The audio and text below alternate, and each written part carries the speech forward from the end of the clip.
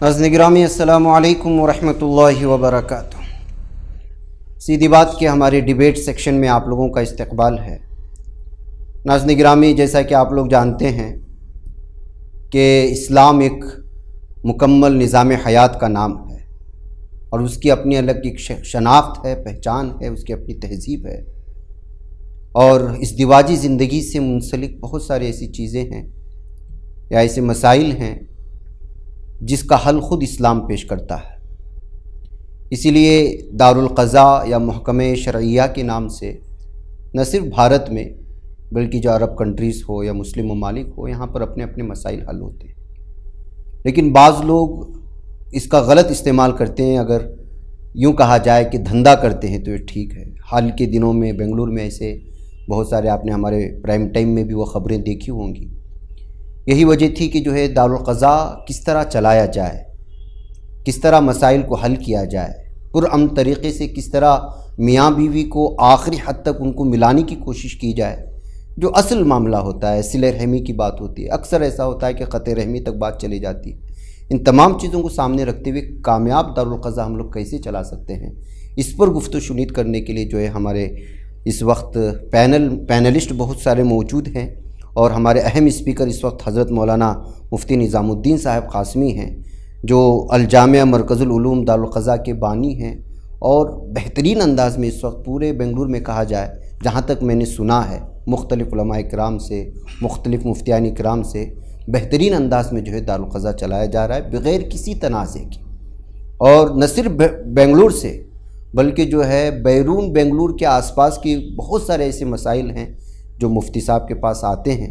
तो मैंने सोचा कि आज जो है सीधी बात के ज़रिए से आपसे उनसे रूबरू कराऊं और ये जानने की कोशिश करें कि एक कामयाब दारुल क़ज़ा किस तरह होता है। इसके अलावा हमारे साथ इस वक्त जो है मेहमानान में मुफ्ती फ़याज़ अहमद साहब क़ासमी भी हैं, जो हलियाल से ताल्लुक़ रखते हैं और यहाँ भी मसाजिद की कमेटियों के अंडर में जो है जो फ़ैसले होते हैं उसमें ये अपना किरदार निभाते हैं और मोहतमिम हैं दारुल उलूम फ़लाह दारैन हलियाल के। इसके अलावा हमारे साथ शाहीन फ़ाल्कन पीओ कॉलेज जो बेंगलुरु का है मशहूर, नदवी अब्दुल खालिक कामिल नदवी साहब भी हैं, जो प्रोफ़ेसर हैं और बिलख़ुसूस जो है जो ख़वातीन के सिलसिले में इसलिए कि जो है पढ़ाते हैं ख़वातीन को और कॉलेज की तालिबात को। ऐसे बहुत सारे मसाइल इनके सामने भी आते रहते हैं। तो हम लोग इस वक्त जो है गुफ्तगू का आगाज़ करेंगे। मौलाना मुफ्ती साहब, मैं आपको सबसे पहले ज़हमत दूँगा कि जो सूरत हाल बनी है, मैं उसकी तफसीलात में जाऊँगा नहीं, इसलिए कि बहुत सारे लोग जानते हैं। इस वक्त जो आपके पास केसेस आते हैं, बिलखुसूस हर दिन जो आते हैं, उसमें नुमायाँ तौर पर कौन से ऐसे मसाइल होते हैं जिसको हल करने में आपको जो है बज़ाहिर लगता है कि मुश्किल है, लेकिन आप आसान से उसको हल कर देते हैं? बिस्मिल्लाहिर्रहमानिर्रहीम। बुनियादी तौर पर जहाँ ज़ौजैन में से कोई एक बज़िद होकर आने से मजबूरी का इजहार करते हैं या आने से वो लोग कतराते हैं और यूँ कहते हैं कि हम लोग कोर्ट में जाएंगे, यहाँ जाएंगे, वहाँ जाएंगे, दीगर कार्रवाई की तरफ हम लोग तवज्जो देंगे, उन लोगों को समझा कर अपनी तरफ रुजू कराने में थोड़ी सी दुश्वारी होती है। जब फ़रीक़ैन राज़ी बरज़ा आ जाते हैं, फिर उसके बाद उन अहबाब की गुफ्त शुनीद में भी, फिर मसाइल के हल में भी वो लोग अल्हम्दुलिल्लाह साथ भी देते हैं और उनके ज़िम्मेदार भी साथ में रहते हैं और हमारी तायद भी करते हैं। इसमें आसानी हो जाती है। तो पहला बात तो ये है कि फ़रीक़ैन में से कोई एक ज़हनी एतबार से कोई एक चीज़ बसा लें कि मुझे कोर्ट से हल करना है या यहाँ से हल करना है। बाज़ लोग ज़िद से सताने की नीयत कर लेते हैं, मैं इसको मैं छोड़ूंगा नहीं या इसको मैं छोड़ूंगी नहीं। जी। तो वो लोग आसानी से मसला हल करना ही नहीं चाहते। वो चाहते हैं कि कम से कम इसमें 5-6 साल लगे, 10 साल लगे। वो बज़िद अपने नीयत कर लेते हैं कि इसको खींचना है, इसको सताना है, घुमाना है, फिराना है। वो लोग फिरते रहते हैं और फिराते रहते हैं। तो वहाँ हम लोगों को दुश्वारी होती है। अच्छा, तो ये जो आपके दारुल क़ज़ा में ऐसे लोग हैं जिनको कहा जा सकता है कि जो है थोड़ा सा कमेटी से गैर आलिम जब तबका इसमें शामिल हो जाता है तो जो है बहुत ज़्यादा मसाइल खड़े होते हैं, ऐसे आपके इहाते में ऐसे लोग हैं कि जो? नहीं, हम लोग असल में जब जिस वक्त अल्हम्दुलिल्लाह 2003 से मैं ये खिदमत अंजाम दे रहा हूँ मुख्तलिफ़ जगहों पर, آپ کو کارگزاری کے طور پر ایک دو بات بتاؤں کہ بہت سارے ہمارے مسلک سے ہٹے ہوئے مساجد والے بھی ہمارے فیصلوں کو جب سنتے تھے تو باقاعدہ بلا کر اپنے درمیان بٹھا کر فیصلے کراتے تھے. اچھا اچھا. تو الحمدللہ ایک حلقہ دائرہ جیسے موبائل دارالخزا ہو گیا تھا ہمارا, جا بجا جانا بیٹھنا فیصلہ کرنا, الحمدللہ اس کا بہت بہترین نتائج نکلتے تھے. پھر اس کے بعد چلتے چلتے ہم نے سوچا کہ کچھ ساتھیوں کو اپنے ساتھ لے لیں. تو لینے کے بعد ہم لوگ صرف ایک 3-4 مجلسوں میں ان کو ساتھ رکھے, لیکن اس کا مثبت انداز میں کوئی نتیجہ نہیں پائے. کچھ وہ لوگ بیچارے ہمدردی ہی میں کوئی ایسی رائے دے دیتے ہیں جو شریعت کے شرعی اصول کے خلاف ہوتی ہے. تو پھر ان لوگوں کو اگر ہم لوگ کاٹتے ہیں یا ان لوگوں کی بات نہیں سنتے, وہ ذرا دل کے اعتبار سے بھی اور پھر دیگر معاملات میں بھی اس کا اثر ظاہر کرتے ہیں. تو ہم نے سوچا کہ بھی یہ معاملہ یہیں موقوف کر دیا جائے. علماء اگر ہیں تو صرف دارالخزا میں بیٹھے جو شرعی اصول جانتے ہوں اور اسی کے مطابق وہ لوگ جواب بھی دے سکتے ہوں, تائید بھی کر سکتے ہوں. اچھا, اس کے بعد ہم لوگوں نے کیا کیا, جتنے فریقین کے طرف سے علماء آتے تھے ان سے ہم یوں کہتے تھے آپ لوگ نہ اس فریق کے ہیں نہ اس فریق کے ہیں, آپ ہمارے دارالخزا کے ہیں, مرکز القضا کے ہیں. تو ہم ان کو اپنے تائید میں اور اپنے معاونین میں لے لیا کرتے تھے, جس میں آسانی یہ ہوتی تھی جو شرعی اصول ہم بتاتے تھے اس کی وہ علماء کرام جو ان کے ساتھ آئے ہوئے ہیں وہ تائید کرتے تھے, توثیق کرتے تھے اور پھر تصدیق بھی کرتے اور دستخط بھی کروا دیتے. اچھا, تو اس کا ایک فائدہ ہوتا تھا. اچھا مفتی صاحب, آپ حلیال میں مختلف کیسز آپ کے سامنے بھی حل ہوتے ہیں بعض 2 مساجد میں, جیسا کہ آپ نے تفصیلات فراہم کی ہے. کیا آپ کو ایسا محسوس ہوتا ہے کہ جو ہے مسجد کی کمیٹیوں پر بھی الزام لگتا ہے کہ مسجد کی کمیٹیاں کون ہوتی ہیں جو شرعی معاملے میں مداخلت کرے, اس میں سے اکثر غیر عالم ہوتے ہیں, لیکن آپ کے ہاں کامیابی کے ساتھ یہ معاملہ حل کیا جا رہا ہے, تو آپ اس کو کیا وجہ سمجھتے ہیں؟ اس کی ایک وجہ سب سے بڑی تو یہ ہے کہ جب یہ فیصلہ علماء کے نگرانی میں ہوتا ہے تو پھر وہ حالات جو ہے تبدیل نہیں ہوتے, یعنی کوئی مشکلات پیش نہیں آتی. یہ اس وقت میں حالات پیش آتے ہیں کہ عوام, جیسے آپ فرما رہے ہیں, وہ تو یہ کام کرنے کے لیے آگے بڑھتے ہیں, لیکن مسائل کی معلومات نہ ہونے کی وجہ سے اکثر غلط فیصلے ہوتے ہیں. ایسے حالات ہمارے سامنے بہت سارے پیش آئے کہ مسجد کی کمیٹی کے پاس میں جب مسئلہ چلا گیا, جیسے کہ اس نے خلا دے دیا یا طلاق دے دیا, لیکن جہاں تک دارالقضا کا بھی یا تو مسجد کی کمیٹی کا سب سے پہلی کوشش یہ ہوتی ہے کہ میاں بیوی کو دوبارہ جو ہے زندگی پر ڈالا جائے, ازدواجی زندگی کو صحیح کرا جائے, جو ہے ازدواجی زندگی صحیح طور پر وہ ادا کرنے کے لیے ان کو جو ہے آگے بڑھانے کی کوشش کی جائے. لیکن اکثر ایسا پیش آتا ہے کہ اس میں غلطی کمیٹی والے یہ کر لیتے ہیں کہ وہ طلاق دے چکا ہوتا ہے, شریعت کے نہ جاننے کی وجہ سے وہ کہتے ہیں کہ میں ہی مفتی ہوں اور یہ تجھے شوہر لے کے جانے کے لیے تیار ہے, اگرچہ وہ طلاق دے دیا لیکن تجھا اور تو اپنی زندگی ان کے ساتھ میں گزار. یہ حالات اس وقت میں اور یہ مشکلات اس وقت میں پیش آتی ہیں جب وہ کمیٹی والے یا تو عوام جو ہے مسجد کی کمیٹی والے علماء کی طرف رجوع نہیں کرتے اور ان مسائل میں, طلاق کے یا خلا کے مسائل میں, میاں بیوی زوجین کے مسائل میں علماء سے مشورہ نہیں کرتے, تب جا کر یہ حالات پیش آتے ہیں. ہاں, جو کمیٹی یہ کہتی ہے کہ نہیں اس کا فیصلہ ہم مفتیان کرام سے, علماء کرام کی روشنی میں اور ان کی شرعی باتوں کی روشنی میں یہ معاملہ ہم طے کریں گے, تو الحمدللہ وہاں پر کوئی دشواری پیش نہیں آتی. اور کمیٹی والے ساتھ تو ہوتے ہیں لیکن وہ پورا معاملہ مفتی صاحب کے یا عالم صاحب کے حوالے کر دیتے ہیں, جس کی وجہ سے پورا مسئلہ شریعت کے روشنی میں حل ہو جاتا ہے. یعنی کہ کمیٹی والے اس میں مداخلت نہیں کرتے, جو لوگ ہیں جی جو سارا کے سارے فیصلے علماء لیتے ہیں, جو مفتیان کرام کے حوالے ہوتے ہیں. تو پروفیسر صاحب, آپ تو جو ہے بہت سالوں سے پڑھا رہے ہیں, ایک شادی سے پہلے کی ایک زندگی ہوتی ہے, لیکن آج کل کے ماحول میں دیکھتے ہیں کہ یہ خلا, پہلے تو طلاقیں زیادہ ہوتی تھی, اب بعض علاقوں سے ہمارے پاس جو اندرونی رپورٹ یہ ہے کہ بہت زیادہ تعلیم کی وجہ سے یا پھر جو ہے ایک ایسا لائف اسٹائل چینج ہو گیا ہے خواتین کا ہائی فائی تعلیم حاصل کرنے کی وجہ سے کہ جو ہے سب سے زیادہ مسئلے اس وقت خلا کے آ رہے ہیں. شاید آپ میری اس بات سے جو ہے اتفاق رکھتے ہوں. شاید یہ کہاں رکاوٹیں ہو رہی ہیں؟ کیا یہ اعلیٰ تعلیم حاصل کرنے کی وجہ سے اس طرح کا جو ہے ایک انا پرستی خواتین میں آ گئی ہے کہ ہم بھی کچھ ہیں، یا پھر کہیں شوہروں کی جانب سے یا ازدواجی زندگی میں ان کے سامنے مسائل نہ آنے کی وجہ سے؟ آپ کیا اس کو محسوس کریں؟ جہاں تک اس چیز کا تعلق ہے تو میرے خیال میں اس کی سب سے بنیادی جو وجہ یہ ہوتی ہے کہ شادی جو آج کل عام طور پر ہوتی ہیں اس میں کفو کا جو ایک ہمارا مسئلہ ہے، شرعی جو ایک مسئلہ ہے، اس کو بہت زیادہ دھیان میں نہیں رکھتے ہیں لوگ، ہے نا. تو اگر لڑکی زیادہ تعلیم یافتہ ہے لڑکے کے مقابلے میں تو مسائل پیش آتے ہیں، یا لڑکا زیادہ تعلیم یافتہ ہے لڑکے کے مقابلے میں اور لڑکی کم ہے تو مسائل پیش آتے ہیں. تو میرے خیال میں شادی کے وقت میں ایک جو بہت بڑا مسئلہ ہے، خاص کر کے جب سے یہ ماڈرن ایجوکیشن کا رجحان جو ہے وہ عام ہوا ہے، اس میں لوگ اپنے اپنے طور پر شادی کرنے کے حق میں چل پڑے ہیں، اور جو جہاں رہتے ہیں وہاں وہ اپنے طور سے اپنے حساب سے جو ہے وہ کسی کا انتخاب کر کے اور اس سے جو ہے وہ شادی کر لیتے ہیں.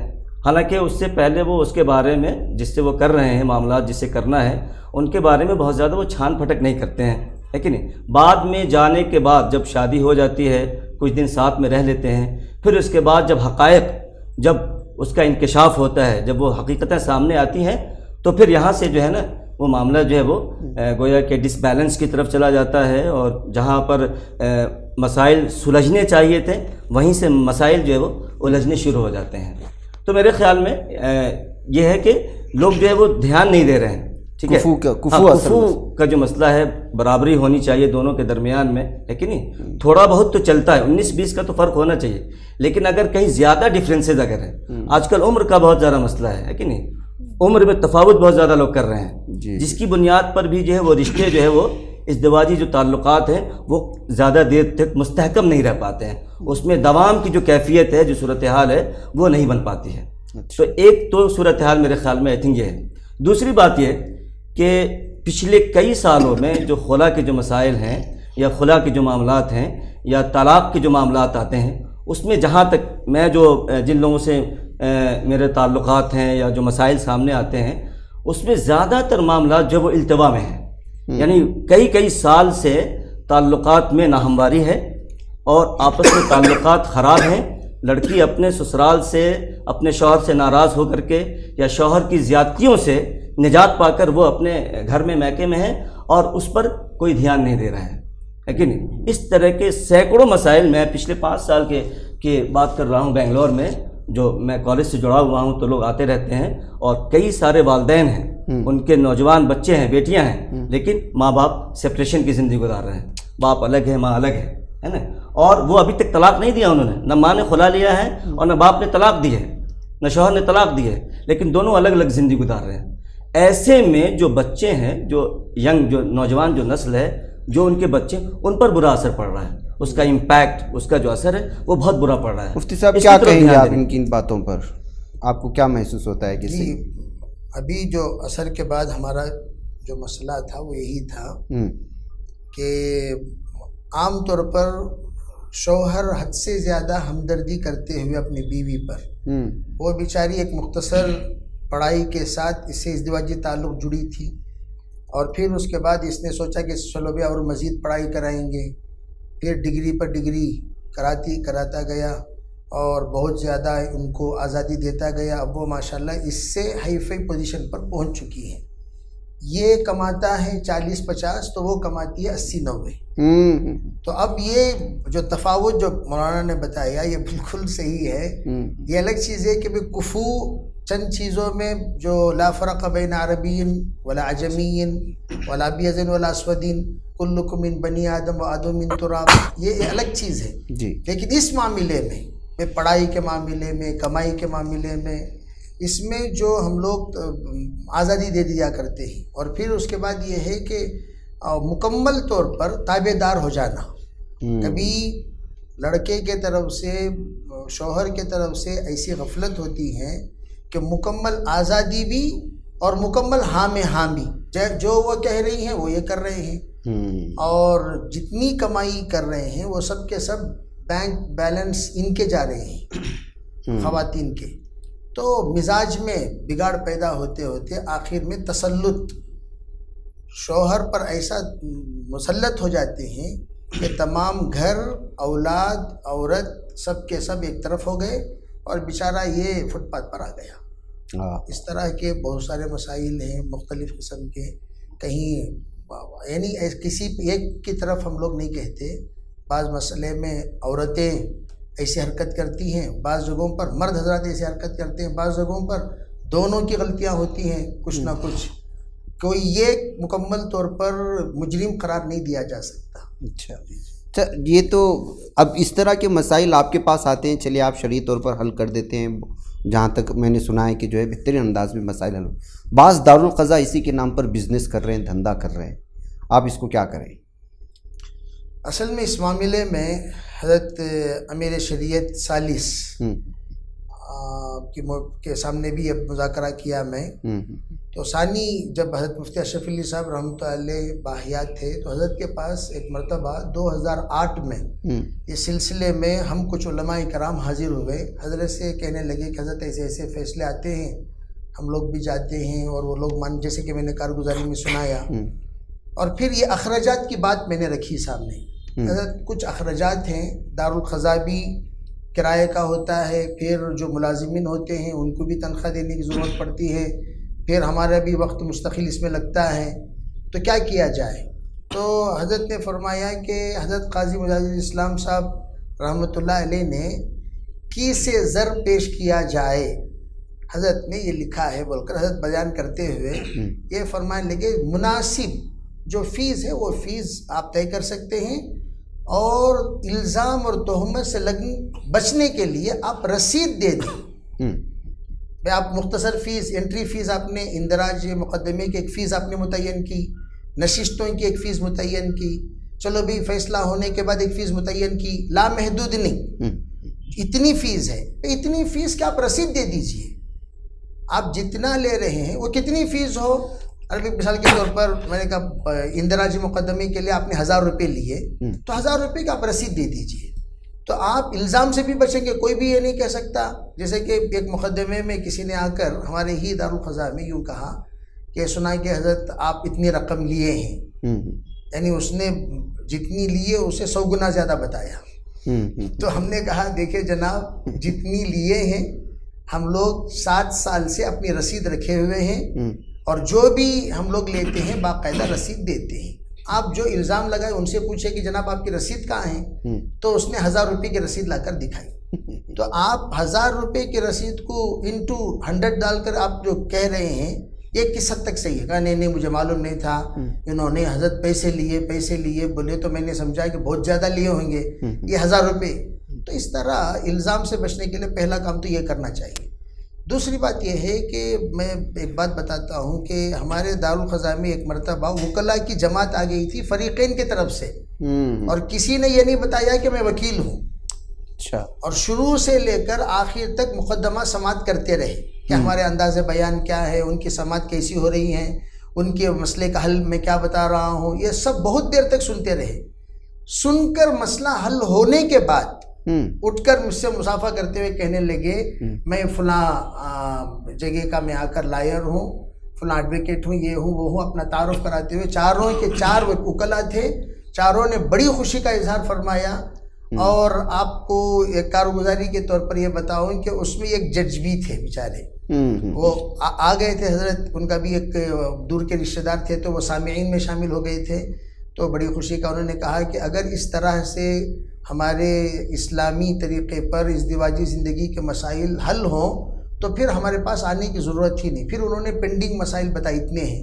میں نے بتایا اللہ کا فضل ہے، اس طریقے سے ہم لوگ مسئلہ کچھ آپ کے پاس فورس کیا ہے؟ کہ ہمارے پاس ایمان اور آخرت کے علاوہ کوئی فورس نہیں ہے. ہم مسلمان ہونے کی حیثیت سے پیار محبت سے ان کو بلاتے ہیں. بعض لوگ ہم پر آپ کون ہوتے ہیں ہمیں بلانے والے، اس طریقے سے بھی بعض مرتبہ گفتگو ہوتی ہے بڑے پیار محبت سے. جو ان سے قریب ہیں ان سے ہم لوگ کہتے ہیں کہ بھئی ذرا آپ ان کو سمجھا کر بھیجیں. تو اللہ کے فضل و کرم سے کلکتہ سے بھی مسئلہ یہاں حل کیے، اور دیوبند کے پاس وہاں ایک قریے کا مسئلہ اللہ تعالیٰ نے یہاں حل کرایا، اور بہت سارے آندھرا کے مسائل حل ہوئے، تمل ناڈو کے مسائل حل ہوئے. آسٹریلیا جب 2014 میں گیا، یہ دارالقضاء سے منسلک کا ایک فائدہ بتا رہا ہوں، تو ایک جگہ پر ہم لوگ گئے خصوصی ملاقات میں، تو اندر سے خواتین کی بہت ہی دکھ اور درد سے رونے کی آواز آ رہی تھی. ہم نے سوچا بھئی یہ پتہ نہیں ہم تشکیل کرتے کرتے پتہ نہیں کیا کہہ دیے، کون سی بات سے ان کو تکلیف ہوئی. خیر ہم تو آ گئے. پھر اس کے بعد ہم نے کہا کہ بھئی فلاں مستورات اس سے ملنے کے لیے آپ بھیجیے. تو ملنے کے بعد وہ کہنے لگی میرے شوہر مجھ سے 7 مہینے سے گفتگو نہیں کر رہے. پونا کی لڑکی ہے، بیلگام کی لڑکی ہے، پونا کا لڑکا ہے. 7 مہینے سے وہاں آسٹریلیا میں بھی شوہر کے لیے بیوی ہے، بیوی کے لیے شوہر ہے. شوہر تو باہر آ جاتا ہے، کسی سے مل لیتا ہے، خاتون کہاں جائے گی بیچارے. پھر ہم لوگوں نے وہاں خصوصی ملاقات کے ارادے سے گئے، جا کر دونوں کو بٹھا کر سمجھایا. الحمدللہ وہاں دونوں کا صلح کرا کر ہم لوگ آئے. تو اب کئی مسائل بیرون کے، امریکہ کا لڑکا ہے تو آسٹریلیا میں لڑکی ہے، یہ دونوں آپس میں 3-3 4-4 سال سے جدا ہیں. عام طور پر ہمارے دارالقضاء میں میری گزارش بھی تھی چند بزرگوں سے کہ اتنی گنجائش رکھی جائے کہ ہر ایک کو ہم یہاں مطالبہ نہ کریں.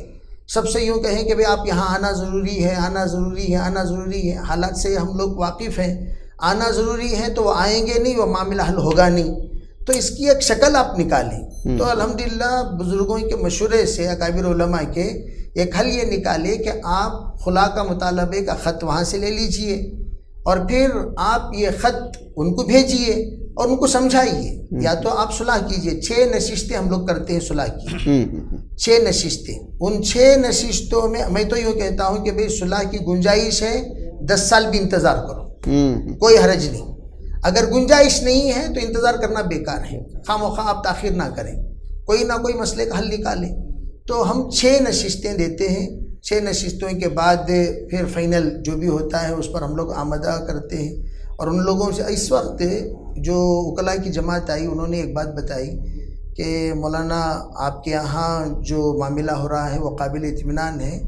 ہم لوگ آپ کو ایک ہمدردانہ ایک رائے یہ دیتے ہیں کہ جب بھی آپ خلا کا فارم بنائیں، اس میں یہ کر لیں کہ دونوں باہمی رضامندی سے جدا ہو رہے ہیں.